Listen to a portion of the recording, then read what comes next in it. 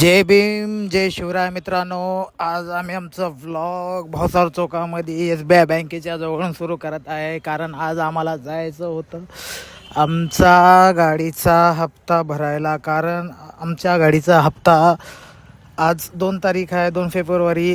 कारण आमचा आज हप्ता कटला नाही, म्हणून थोडा ते इश्यू झाला होता. म्हणून आज आम्ही निघत आहोत, मी आणि माझा फ्रेंड, आमच्या गाडीच्या हप्ताचं काय आहे ते इश्यू झाला होता ते बघायला. आणि आम्ही निघालो तिथून. मग आम्ही बँकेमधून विड्रॉ केले पैसे आणि तिथून आम्ही निघालो थेट रॉच कॉर्नरला. कारण आता तिथूनच आमच्या गाडीचं, तुम्हाला माहीत आहे, वर्कशॉपच्या तिथंच KTMचं शोरूम आहे. आम्ही त्या KTMच्या शोरूमकडे जातो आणि राज कॉर्नरला यार तिथं 5-10 मिनटं ते पोलीसवाल्या मॅडम त्याला थांबवलं होतं ते, कारण ट्रॅफिक लागली होती मित्रांनो. ट्रॅफिक लागली म्हणून थांबल्या होत्या. ते मॅडम एवढ्या जवळून आल्या, त्यांच्या वॉकी टॉकी लागता वाचला, तुम्ही व्हिडिओमध्ये बघू शकता. मग तिथून आम्ही आमच्या शोरूमपाशी गेल्या. त्या शोरूममध्ये तर आम्ही गेल्या नाही, कारण आम्ही आमच्या शोरूममध्ये आमच्या एक ओळखीचा मित्र आहे, त्या मित्राला आम्ही बाहेर बोलवले. आम्ही त्यांना विचारल्या, त्यांना आमची प्रोसिजर वगैरे करून दिली, सगळं हे ते वगैरे झालं. मग आम्ही आमच्या तिथून आम्ही भाग्यनगर साईडला गेल्या. मग भाग्यनगरकडे जाऊन थोडं व्ह्यू वगैरे करत जात होत्या. मग त्या आंध्रा इडली सेंटर आहे ना, आंध्रा इडली सेंटर, त्या रोडला तिथं त्याच्या एक्झॅक्ट पुढे तिथं एका गाडीचा 220चा ॲक्सिडेंट झाला, स्लिप वगैरे झाली ते वाटतं. तिथं एक थोडं तुम्ही व्हिडिओमध्ये बघू शकता की तिथं गाडी वगैरे अडवली होती. मग तिथून आम्ही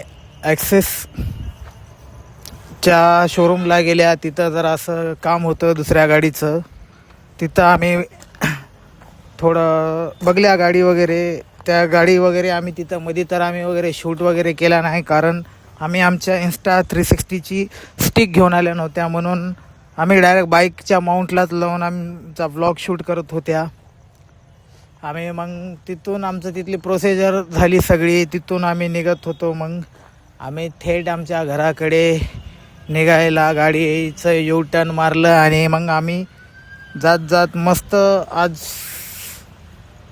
संयोग किती चांगला आहे की बघा, आज किती रिलॅक्सपणानं व्लॉग शूट करत होत्या. पण आजचे जे कामं वगैरे होते, एक टेन्शन होतं मागं की गाडीचा हप्ता कटला नाही आमचा, कारण ते थोडा प्रोसेसिंगमध्ये काहीतरी इश्यू आला, ते सॉल्व वगैरे केलं खूप. आणि 2-3 दिवस झालं पाठ वगैरे पण दुखत होती. मग थोडं स्लोली सिटीमध्येच आज व्लॉग करावं म्हटलं. म्हणून मित्राला म्हटलं हे जे काही कामं आहेत या कामाच्या निमित्तातच आज व्लॉग करू, कारण आज तर माझा व्लॉग करायचा थोडं पण मन नव्हतं, कारण तब्येत थोडी डाऊन होती. तरी पण एक संयोग भेटला की गाडीच्या हप्त्यामुळून आम्ही निघालो व्लॉग. मग म्हणलं निघाल्या तर आपण आज आपला व्लॉग पण शूट करून टाकूत, कारण काहीतरी एक संयोग भेटून जाते ना, की मन होणार तर बॉडी पण साथ देणार ती की आज व्हिडिओ शूट वगैरे करावं. तरी पण एक मौका भेटला म्हणून भाई तेवढ्या याच्यामध्ये एक व्लॉग वगैरे व्हिडिओ वगैरे शूट करून टाकला, अपलोड केला, करणार होऊन जाते. मग काय, आता आपण भाग्यनगरचं परिसर बघू शकता, ट्युशन्स वगैरे आहेत भाग्यनगरला. पण भाई साप गाड्या पोरं काय फिरतात तिकडे, शक्यच नाही भाई तिकडं. मात्र एक चांगलं वाटलं की प्रत्येक जाग्यावर पोलीस वगैरे बंदोबस्त आहे. खासकर रबडीच्या ते चौक नाही काय, यशवंत कॉलेजकडे जायचा भाग्यनगरचा, तिथं जास्त पोलीसवाले व्हॅन वगैरे पोलीस कर्मचारी वगैरे सगळेजण थांबले राहतात. म्हणून तिथं थोडं स्टंटबाज्या वगैरे पोरं वगैरे करत नाहीत, कारण पोलीसवाले त्यांना पकडतात, फाईन वगैरे करतात. ते रस्त्यावरचे थोडे गाडी पण मध्ये ढकलण्यात आलेले आहेत, कारण आम्ही लास्ट टाईमला आम्ही तिकडं काहीतरी खायला गेल्या होत्या भाग्यनगरला, त्या टायमाला बघलं होतं की ते पोलीस कर्मचारी आणि महानगरपालिकाचे वगैरे अधिकारी त्यांना फूड स्टॉलवाल्याला सांगितलं होतं की तुम्ही रस्त्यावर डायरेक्ट फूड स्टॉल लावू नका, तुम्ही थोडा मध्ये लावा. ते पण जरा रस्ता थोडा ब्रॉड केला त्या साईडचा, कारण येणार जाणाऱ्या व्हेकल्सला खूप त्रास होत होता. आणि त्याच्यामध्ये आमचे बायकर्स नांदेडचे जे कट वगैरे मारणं, गाडीचे सायलेन्सर काढून दुसरे सायलेन्सर टाक, हे टाक वगैरे ते काही पण करत होते. चांगलं झालं भाई, तिकडं पोलीसवाले जास्त तैनात केले आणि सिक्युरिटी वाढवली.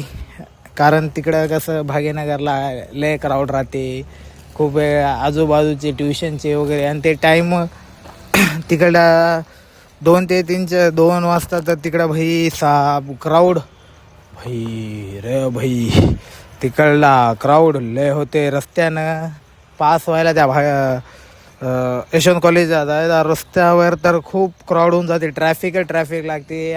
आणि त्या साईडच्या रोडचं कंस्ट्रक्शन बी झालं नाही, एवढा रोड खराब झालेला आहे ना गाईस, बस सांगायची गरजच नाही. जे नांदेडचे मुलं कोणी पण आहेत, माझे व्लॉग बघत आहे, त्यांना माहीतच होऊन जाते की भाई ते भाग्यनगरचा रोड, ते मधला यशवंत कॉलेजचा कसा आहे घाण. भाई एवढी धूळ होती, म्हणजे 5 मिनटं पण जर कोणी तयार होऊन जातो म्हटलं बाईकवर, तर भाई साहेब त्यानं मग बघायचं भाई त्याची हालत. धूळ हे ते, गाडी पण चालवताना एवढा त्रास होते तिथं. खडखड गाडी वाजती, माझी नवीन गाडी असून सुद्धा खडखड वाजती, एवढा रोड खराब आहे तिथला. पण बाकी साईडच्या बघलं तर ते भारी आहे. VIP रोड बघा तिथला भारी, मरणाचा भारी रोड आहे आपलं. अजून स्टेडियमच्या तिकडला पण खूप भारी रस्ता आहे. करूत आपण, बघू तिथलं काय काय होते. आपण आज व्हिडिओमध्ये काय काय तुम्ही बघू शकता, काय काय नाही. मेन तर प्लस पॉईंट झालता की भाई म्हणलं व्हिडिओ आम्ही गाडी सुरू चलत हळूहळू येत होत्या, तर डायरेक्ट ते पुढे गाडी 220 पडली. तुम्ही व्हिडिओमध्ये बघा, ते व्हिडिओमध्ये दिसून जाते तुम्हाला. भाई एवढं कोणती हे तुम्हाला राहते गडबड की तुम्ही डायरेक्ट बघत नाही, काय नाही, डायरेक्ट गाडी घालता.